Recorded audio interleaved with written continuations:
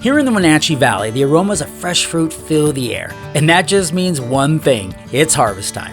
The orchards are full of apples and pears ready for picking, and here at Kenoyer Orchards, that's when the fun begins. An orchardist is everything. It's shovel work, it's accounting, it's everything. Kelly Green and Darrin Kenoyer work side by side to produce some amazing fruit.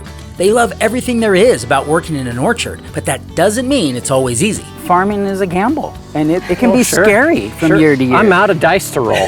Right, I mean, you mentioned this was a meek year. Yeah, extremely. 2 years ago, it was a very cold fall, and leaves froze on the tree. So I think trees got stressed a little bit then. And then that summer, there was 100-degree weather for 2 weeks or whatever. So another stress.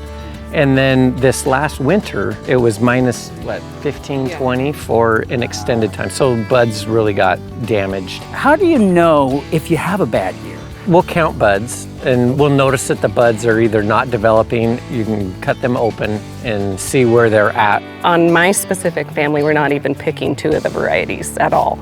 It was a total loss. There are a lot of apple orchards in the area, but here in the valley, pears are king. That's why many growers are switching out their apples in favor of pear trees. Our apples are the older varieties. I mean, we still have Goldens, Galas, and Grannies, but they're old varieties. No Red Delicious. No Red Delicious. We used to, yeah. Over the years, we've been gearing up more for pears because this region is the best for pears, that we can grow in the world. We haven't put in a new apple block. Okay. If we've taken one out, we've put pears in. But we're all pretty small, so we only do little bits at a time. I see. And it would take longer to see kind of a return on that, wouldn't it? Yeah. You plant it and you're not going to see anything for 5 years. But that's not stopping me. We had to try the Orchardist Special, a fresh, delicious apple right off the tree. I actually heard you earlier, Darrin, mention that there's nothing like a Golden Delicious Right off the tree. They're still green. It will still be a little bit tart, Yeah. but I bet it's going to be amazing. Right. I want to hear this. Here we go. Ready? You cannot deny an apple off the tree is one of the best things ever. Especially a golden. I'm getting the understanding that you guys joined farms. You joined families. So you had a farm, So now combined, what are we looking at?